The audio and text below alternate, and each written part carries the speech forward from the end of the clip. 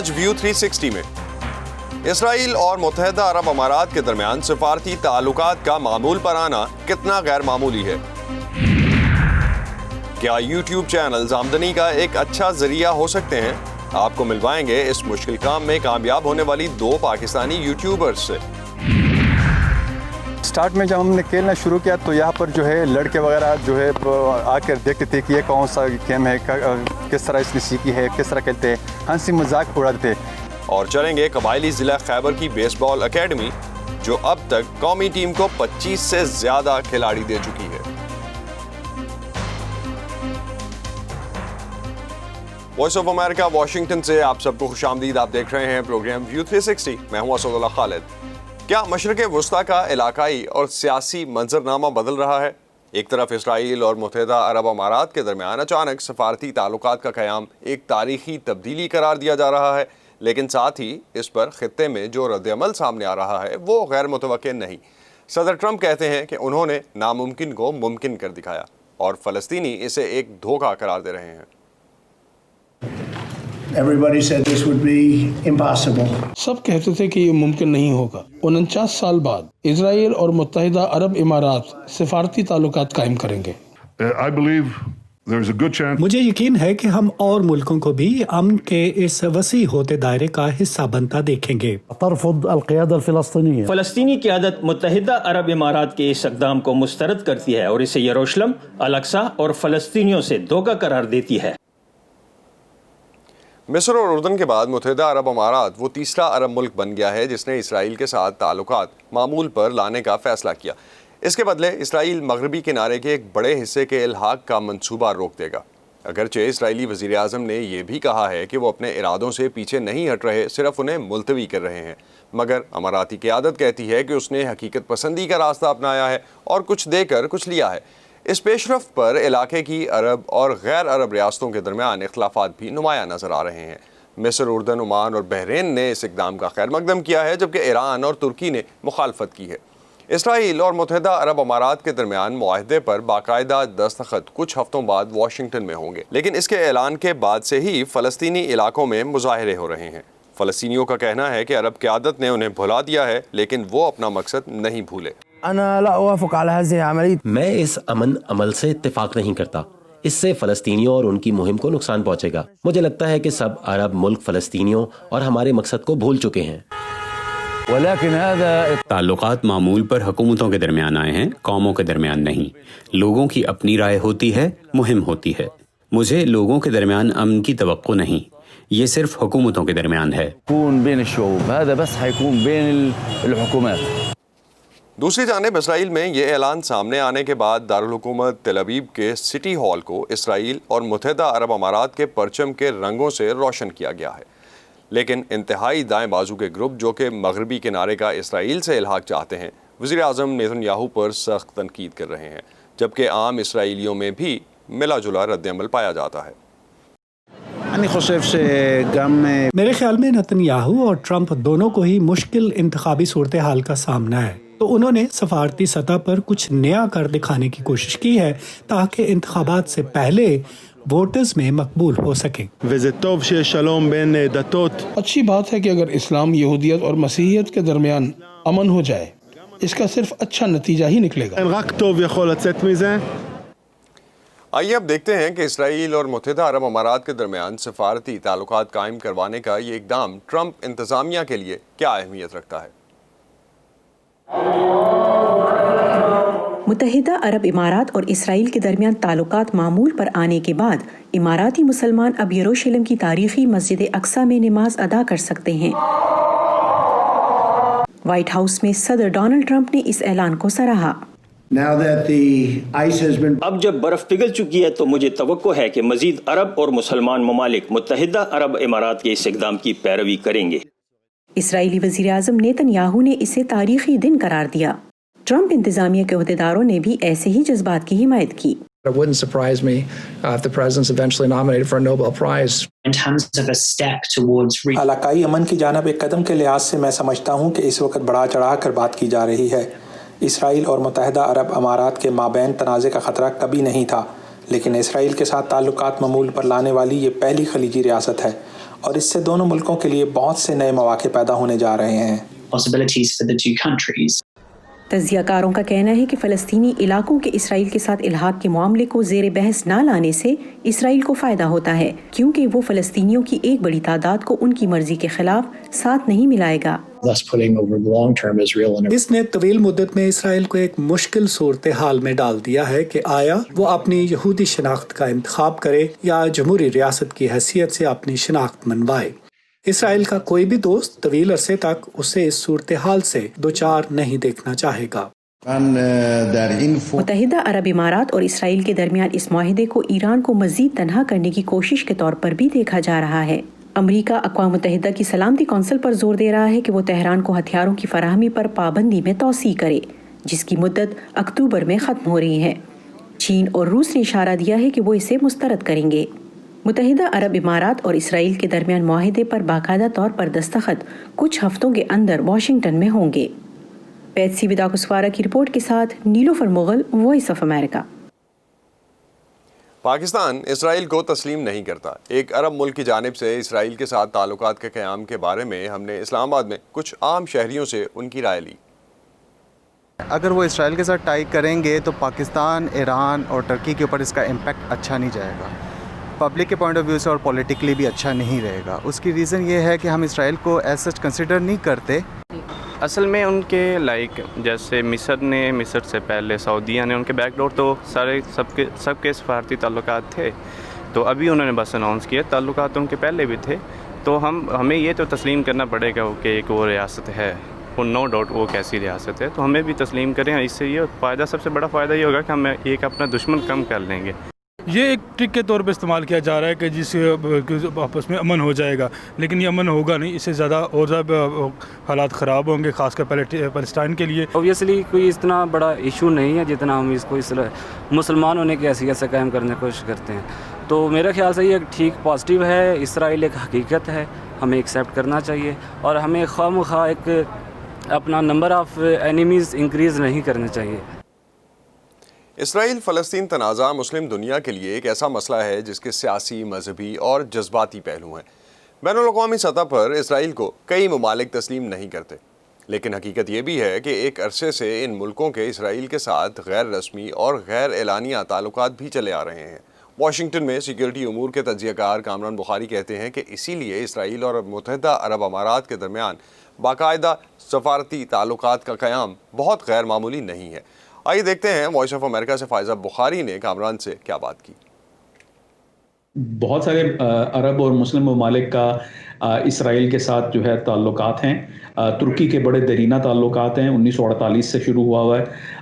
फिर ये है कि सब सफारती लेवल यानी फुल डिप्लोमेटिक लेवल की बात जब की जाए तो उसमें जो है बहुत थोड़े मुल्क हैं, उर्दन है और इजिप्ट है, लेकिन दीगर और ममालिक जो हैं उनके ताल्लुकात हैं। तुर्की के ज़रिए पाकिस्तान के भी ताल्लुकात रहे हैं इसराइल के साथ, जो कि ज़िया-उल-हक के ज़माने तक की मतलब तक जाते हैं उनका, मतलब that's how old they are. तो दूसरा ये है कि मोरक्को के ताल्लुकात हैं। अभी वज़ीर आज़म बेंजामिन नेतन्याहू ओमान होके आए हैं कुछ अर्सा पहले। बहरीन के साथ ताल्लुकात हैं, कतर के साथ ताल्लुकात हैं, सऊदी के साथ मुलाकातें होती हैं खुलकर। कहने का मकसद ये है कि ये कोई इतना बड़ा इशू नहीं है। इस डील की ईरान और तुर्की ने बहुत सख्त अल्फाज में मजम्मत की है, जबकि दीगर जो अरब ममालिक हैं उनमें एक पॉजिटिव इसका इमेज है। तो क्या इस माहिदे से अरब ममालिक के दरमियान किसी भी तरह से खलीज में इजाफा हो सकता है? देखें, मैं समझता हूँ कि इसमें भी बहुत ही पेचीदा मसाइल हैं। पहली बात तो ये है कि तुर्की और ईरान जो हैं वो अरब दुनिया के अंदर अपना असर और सुख बढ़ा रहे हैं। वही हैं दो कंपेटिटर। जो अरब दुनिया जो है वो हॉलो आउट हो रही है, ऑटोक्रेटिक मेल्टडाउन हो रहा है, रेजीम्स कमज़ोर हैं। दो बड़ी ताकतें जो कि कम्पीट कर रही हैं इन्फ्लुएंस के लिए, वो एक तुर्की और ईरान है। तो उनके सारे रद्द अमल को उस कॉन्टेक्स्ट में देखने की ज़रूरत है। कुछ ही दिन पहले जो है बातचीत हुई है मुत्तहिदा अरब अमारात के लीडर्स की और ईरान के। तो ऐसा कैसे हो सकता है कि उन मुत्तहिदा अरब अमारात ने जो है ना उनको कॉन्फिडेंस में नहीं लिया? मैं समझता हूँ कि ये उनको पहले से बताया गया था اور یہ چیز مینیج کی جا رہی ہے. باقی یہ ہے کہ پبلک اسٹیٹمنٹس ہیں, پبلک ریلیشنز ہیں, سائیکولوجیکل آپریشنز کہہ لیں, انفارمیشن آپریشنز کہہ لیں, یہ انہوں نے کہنا ہے. ہاں خبر تب ہو کہ اگر ایران کچھ نہ کہے, خاموش رہے, پھر ہم پھر بندہ کہتا ہے کہ اچھا یار یہ کیا ہوا ہے. ورنہ یہ تو ایکسپیکٹڈ ہے, متوقع ہے. ترکی جو ہے وہ اپنا UAE جو ہے بہت زیادہ پش بیک کر رہا ہے ترکی کی جو ایکسپینڈنگ فٹ پرنٹ ہے مشرق وسطیٰ میں. تو ظاہر ہے ان کو ایک موقع مل گیا ہے تو وہ بات کر رہے ہیں. عرب اسرائیل تعلقات پر مختلف تجزیہ کاروں کا نقطہ نظر آپ کو ہماری ویب سائٹ urduvoa.com پر ملے گا.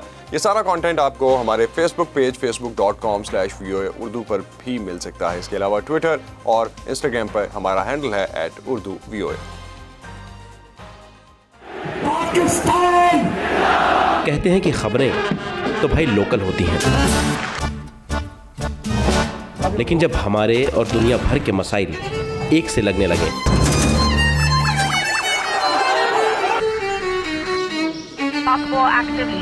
تو آنکھیں کھلی رکھنی چاہیے. The founder and leader of ISIS is dead. I'm here at the Guantanamo. کیا پتا کون سی خبر آپ کے کام آ جائے. Tonight I ordered Great ideas. 25-year-old, 22-year-olds who are building billion-dollar companies. Our dream is to bring new technologies. View 360 صرف آج news پر. طبی ماہرین خبردار کر رہے ہیں کہ کرونا وائرس کی وبا سے صحت کی سہولتوں پر جو بوجھ پڑا ہے اس سے تپیدق, ملیریا یا ایڈز کے مریضوں کی اموات میں اضافہ ہو سکتا ہے, کیونکہ انہیں علاج کی ضروری سہولیات تک رسائی نہیں مل رہی ہے.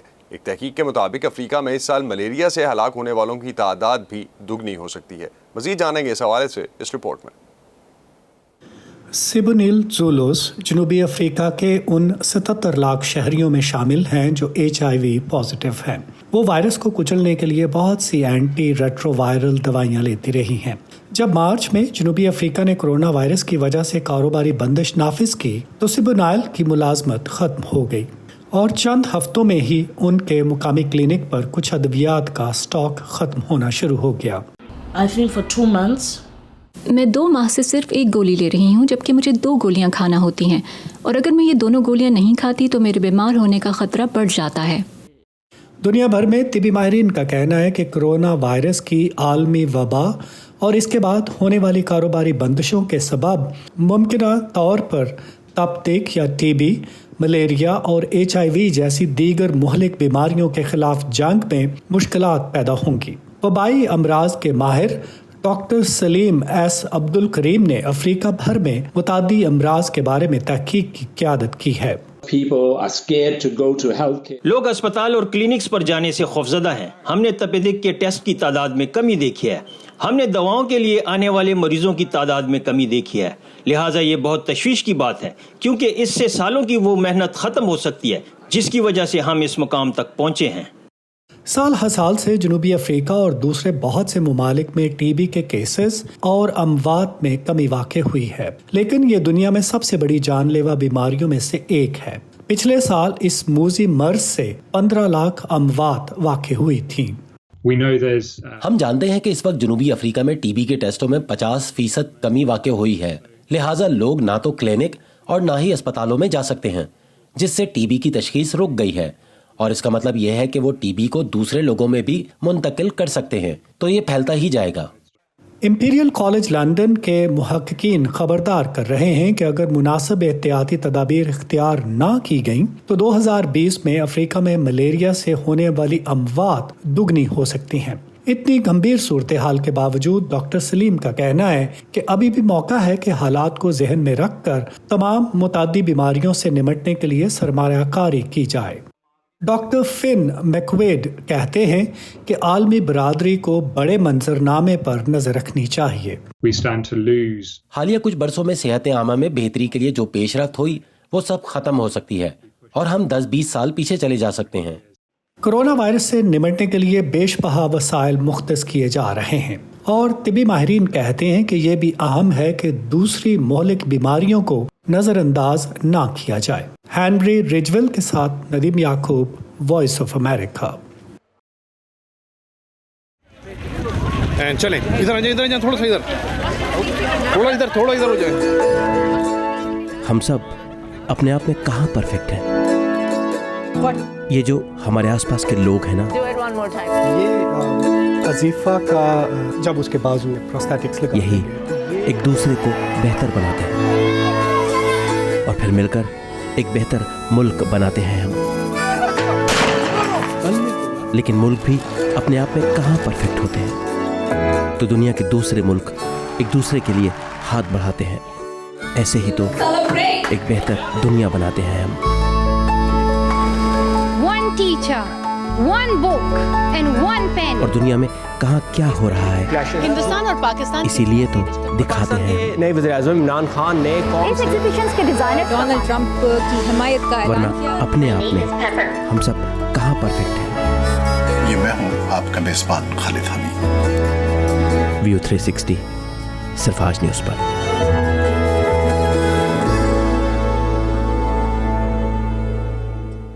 اور آج کل سوشل میڈیا کا دور ہے، ٹیکنالوجی کا دور ہے، تو کیا یوٹیوب چینلز آمدنی کا ایک اچھا ذریعہ سمجھے جا سکتے ہیں؟ جو لوگ ان سے پیسہ کماتے ہیں ان کا کہنا ہے کہ زیادہ ضروری یہ یاد رکھنا ہے کہ یہ کام کوئی آسان کام نہیں ہے. کرونا وائرس کے سبب سرگرمیاں محدود ہونے سے جب ویڈیوز کی طلب بڑھ رہی ہے تو یوٹیوب سٹارز کا کام اور بھی مشکل ہو گیا ہے. کراچی سے سدرا ڈار ہمیں ملوا رہی ہیں دو کامیاب یوٹیوبر سے جن کے پاس اب سلور بٹن بھی ہے. یہ سلور بٹن ہوتا کیا ہے اور اس کو پانے کے لیے کتنے جتن کرنے پڑتے ہیں، آئیے جانتے ہیں اس رپورٹ سے. اس وائٹ کے ساتھ اس پہ یہ گولڈ کام بہت خوبصورت لگ رہا ہے. انوشے خان اپنی یوٹیوب چینل کے لیے فیشن ٹرینڈز پر ویڈیو بنا رہی ہیں. یہ سننے میں شاید بہت سادہ لگے لیکن ایسے ہی کنٹینٹ نے انہیں 2 لاکھ سے زیادہ فالوورز دلائے ہیں. بریک تھرو جو تھا میرے یوٹیوب کے لیے وہ 2017 میں تھا. پھر 2018 میں آئی ہٹ 100,000 سبسکرائبرز. تو اس ٹائم پہ کانفیڈنس لیول تھوڑا بہتر تھا. میں نے انسٹاگرام پہ بھی پوسٹ کرنا شروع کیا تھا تو وہاں سے بھی ٹریفک ڈائیورٹ ہوتا تھا. نئے ویورز آئے، مختلف ملکوں سے آئے اور ایک موٹیویٹنگ تھی میرے لیے تاکہ میں اچھی اور ویڈیوز بنا کے پوسٹ کرنا شروع کروں. آج ان کے پاس یوٹیوب کا سلور بٹن ہے جو اسی یوٹیوبر کو ملتا ہے جس کے فالوورز 1 لاکھ سے زائد ہوں. And welcome back to my channel. لیکن اس پلیٹ فارم پر مقابلے کی کوئی کمی نہیں. 21 سالہ حنینا رسول جو حجاب پہن کر میک اپ کی ویڈیوز بناتی ہیں، سلور بٹن اب ان کے پاس بھی ہے. میں ایک آرٹسٹ ہوں اور یہ ایک آرٹ ہے، تو میں اپنی جو خیال ہے اپنی ساری چیزیں اپنے اوپر امپلیمنٹ کرتی ہوں. میں کسی ماڈل پہ نہیں کرتی. میری ایک پکچر جو بہت وائرل ہوئی تھی، میں نے اپنے منہ پہ نوٹ رکھا تھا، تو اس کا کانسیپٹ ہی یہ تھا کہ آپ کسی کا پیسوں سے منہ بند نہیں کر سکتے. یوٹیوب کس ویڈیو کے لیے کتنے پیسے دیتا ہے، اس کا جواب تھوڑا پیچیدہ ہے. کسی ویڈیو کو کتنے ویوز ملے، کن ممالک سے ملے اور ویڈیوز دیکھتے وقت ویور کی اسکرین پر کون سے اشتہارات آئے، ان سب کی بنیاد پر پیسوں کا حساب لگایا جاتا ہے. ضروری یہ ہے کہ ویڈیو کا کنٹینٹ اوریجنل ہو اور اس میں یوٹیوب کے قواعد و ضوابط کی خلاف ورزی نہ کی گئی ہو. بہت سے لوگوں کا یہ خیال ہے کہ سوشل میڈیا انفلوئنسر راتوں رات پیسہ، شہرت اور فالوورز حاصل کر لیتے ہیں، لیکن حقیقتاً ایسا نہیں. اس کے پیچھے برسوں کی محنت ہوتی ہے اور فالوورز کو وہ سب فراہم کرنا پڑتا ہے جو انہیں پسند آئے، اور یہ اعتماد حاصل کرنا اور اسے قائم رکھنا کوئی آسان کام نہیں. کرونا وائرس کے سبب سرگرمیاں محدود ہوئیں تو ویڈیوز کی طلب اور بھی بڑھ گئی، لیکن انہیں بنانا مزید مشکل ہو گیا. ڈبل پریشر ہو گیا ہے مجھے تو فیل ہوتا ہے، کیونکہ آپ کہیں باہر جا نہیں سکتے اور آپ کو سارا کانٹینٹ اپنے گھر بیٹھ کے کریٹ کرنا ہے، تو اس میں کوئی نئی چیز لے کے آنا بہت مشکل ہے. لوگ بہت زیادہ ہیں اور پھر کرٹیسائز کرنے والے بھی لوگ زیادہ ہیں. ایسے مجھے کامنٹس بھی آتے ہیں کہ یہ تو ہم دیکھ چکے ہیں، آپ ہمیشہ وہی چیز دکھاتی ہیں، یہ تو ہم نے اتنی دفعہ دیکھ لیا، اٹس بورنگ، آپ کے ولاگس بورنگ ہو گئے. دوسری جانب غیر معمولی حالات نے غیر معمولی مواقع بھی پیدا کیے. ہر کوئی ڈیجیٹل پہ آ گیا ہے، اتنی آن لائن شاپس کھل گئی ہیں، سب کچھ ہو گیا ہے. اور اس کے بعد جو برانڈز انہوں نے ہمیں ریچ آؤٹ کرنا شروع کیا آف کورس فار پروموشنز، تو ہمیں اس چیز کا تو بہت فائدہ ہوا ہے. تو ہمارا کام زیادہ بڑھ گیا کووڈ میں، کیونکہ ہمیں یہ بتانا تھا لوگوں کو کہ آپ نے آن لائن شاپنگ کی طرف آ جائیں، آپ ضروری نہیں ہے گھر سے باہر جائیں، ہلکا سا نوز پہ لگائیں گے. پاکستان میں جس طرح کامیاب خواتین یوٹیوبرز کی تعداد اور مارکیٹ میں ان کا اثر و رسوخ بڑھ رہا ہے، اس سے ظاہر ہے کہ ان کے پاس لوگوں کو اپنی جانب کھینچنے کی طاقت تو ہے، لیکن اس کے لیے جتنی محنت یہ کرتی ہیں اس کا اندازہ اتنی آسان دکھائی دینے والی ویڈیوز سے شاید نہیں لگایا جا سکتا. Sidra Dar, voice of America, Karachi. اور اب شو کے آخر میں آپ کو لیے چلتے ہیں قبائلی ضلع خیبر جس نے پاکستان کرکٹ ٹیم کو کئی مایہ ناز کھلاڑی تو دیے، لیکن وہاں پہ بیس بال کے کھلاڑیوں کی تعداد بھی کم نہیں ہے۔ جی آپ نے بالکل صحیح سنا، بیس بال کے کھلاڑی۔ عمر فاروق ہمیں بتا رہے ہیں کہ اس علاقے میں قائم ایک غیر سرکاری بیس بال اکیڈمی بھی قومی بیس بال ٹیم کو اب تک 25 سے زائد کھلاڑی دے چکی ہے۔ آئیے دیکھتے ہیں کہ بیس بال کا کھیل ضلع خیبر تک پہنچا کیسے اور وہاں کے کھلاڑیوں کے حالات کیا ہیں۔ بیٹ بھی ہے اور بال بھی اور رنز کے لیے باغ دوڑ بھی، لیکن یہ کرکٹ نہیں۔ قبائلی ضلع خیبر میں یہ نوجوان کچی مٹی کے اس گراؤنڈ میں بیس بال کی پریکٹس کر رہے ہیں۔ بیس بال کو امریکہ کا قومی کھیل سمجھا جاتا ہے۔ پاکستان میں کم ہی لوگ اس کے بارے میں جانتے ہیں، لیکن یہ اکیڈمی اب تک قومی ٹیم کو 25 کھلاڑی دے چکی ہے۔ جی ہاں، پاکستان کی اپنی بیس بال ٹیم ہے جو لاہور میں موجود پاکستان بیس بال فیڈریشن کے زیر انتظام عالمی مقابلوں میں حصہ لیتی ہے۔ میں نے جب پہلی بال بیس بال 2016 میں دیکھا، یہ میرا کزن افسد امین افریدی کھیل رہا تھا۔ اس وقت انڈر 12 کا کیمپ لگا ہوا تھا، ادھر انٹر اسکول کا لاہور میں ٹورنامنٹ تھا۔ میں بھی ایک دن آیا تھا، میں نے کہا یہ گیم انٹرسٹنگ ہے۔ میں سے پہلے کرکٹ کھیلتا تھا، بس ایک دن وہ افریدی کہہ رہا تھا مجھے آپ بھی نکل آؤ اس گیم میں نکل آیا تھا بس ایک دن۔ پھر انڈر 12 میں نے کھیلا چائنا میں، پھر انڈر 15 2017 میں۔ قومی ٹیم کے کھلاڑی محمد امین افریدی نے خود 2007 میں پشاور کے اسلامیہ کالج میں لگنے والے ایک کیمپ سے اس کھیل کا آغاز کیا تھا۔ وہ اس علاقے سے قومی ٹیم میں سلیکٹ ہونے والے پہلے کھلاڑی تھے۔ 2012 میں اپنے کزن صادق افریدی کے ساتھ گاؤں میں پریکٹس شروع کی، جسے دیکھ کر کئی دوسرے لڑکوں نے بھی اس میں دلچسپی لینا شروع کر دی اور یوں اس اکیڈمی کا آغاز ہوا۔ محمد صادق افریدی بھی قومی ٹیم کا حصہ ہیں۔ وہ گزشتہ 8 سال سے یہاں نئے کھلاڑیوں کو بیس بال سکھا رہے ہیں۔ اور سٹارٹ میں جب ہم نے کھیلنا شروع کیا تو یہاں پر جو ہے لڑکے وغیرہ جو ہے آ کر دیکھتے تھے کہ یہ کون سا گیم ہے، کس طرح اس نے سیکھی ہے، کس طرح کھیلتے ہیں، ہنسی مذاق اڑاتے تھے۔ بیس بال میں پاکستان کی ٹیم ایشیا میں 5ویں نمبر پر ہے، جبکہ عالمی رینکنگ میں 27ویں نمبر پر۔ خیبر بیس بال اکیڈمی کے پاس نہ تو مناسب گراؤنڈ ہے اور نہ ہی نیا سامان، پھر بھی یہاں سے 50 کھلاڑی انڈر 10 سے 19 تک کی ٹیموں میں جگہ بنا چکے ہیں، جبکہ 25 کھلاڑی قومی ٹیم کے لیے کھیل چکے ہیں۔ ادھر تو بہت مشکل ہے، ابھی بھی مجھے بال فمبل ہو گیا، تھوڑا سا میں اس سے چہرہ بچا گیا، لیکن ادھر گیم بہت مشکل ہے کیونکہ ادھر گراؤنڈ بھی نہیں ہے۔ گراؤنڈ کے ابھی یہ آپ نے خود دیکھا جو ادھر گراؤنڈ میں کے سامنے بھی گھر بن گیا، اس لیے تم ادھر گیم بہت مشکل ہے۔ ہم ادھر گلی میں کھیلتے، جو اس کا سہولت ہے وہ بہت اچھا سہولت اس کو دیتے ہیں، اس کا گراؤنڈ بھی اچھا ہے اور کوچ بھی اچھا ہے۔ ہم اس جو گلی میں ہم کھیلتے ہیں اس گراؤنڈ میں تو اس کا مقابلہ ہم کرتے ہیں، اور اتنا جو اس کو سہولت دیتے ہیں اگر اتنا سہولت ہم کو بھی دیا جائے تو بہت اچھا کھیلیں گے ہم۔ پروفیشنل سطح پر کرکٹ کھیلنے کا خواب تو بہت سے نوجوان دیکھتے ہیں، لیکن اس مقام تک کم ہی پہنچ پاتے ہیں۔ کھلاڑیوں کا کہنا ہے کہ بیس بال سے ان کے لیے آگے آنے کا ایک نیا راستہ کھل گیا ہے۔ یہاں پر جو ہے کرکٹ کافی کھیلی جاتی ہے، لیکن بیس بال میں اور کرکٹ میں اگر دیکھا جائے تو کافی جو ہے مماثلت ہے اس میں، کیونکہ اب شاٹ وغیرہ کرکٹ وغیرہ، اس کے علاوہ جو ہے پیچنگ وغیرہ، یہ بال جو بالر کرتا ہے یہ تقریباً سیم ہی ہے۔ تو مطلب یہ کہ کرکٹ میں جو اچھا پلیئر ہوگا بیس بال وہ کھیل سکتا ہے۔ دھوپ اور گرمی میں پریکٹس کرتے یہ کھلاڑی جانتے ہیں کہ پاکستان میں جتنی محبت کرکٹ سے کی جاتی ہے بیس بال کو شاید کبھی نہ ملے، مگر انہیں یقین ہے کہ جو سہولتیں کرکٹ کے لیے دستیاب ہے اگر ان کا ایک چھوٹا سا حصہ بھی انہیں مہیا کر دیا جائے تو یہ بہت آگے جا سکتے ہیں۔ عمر فاروق، وائس آف امریکہ، ضلع خیبر۔ ویو 360 سے اب تک کے لیے اتنا ہی۔ اسد اللہ خالد کو اجازت دیجیے، خدا حافظ۔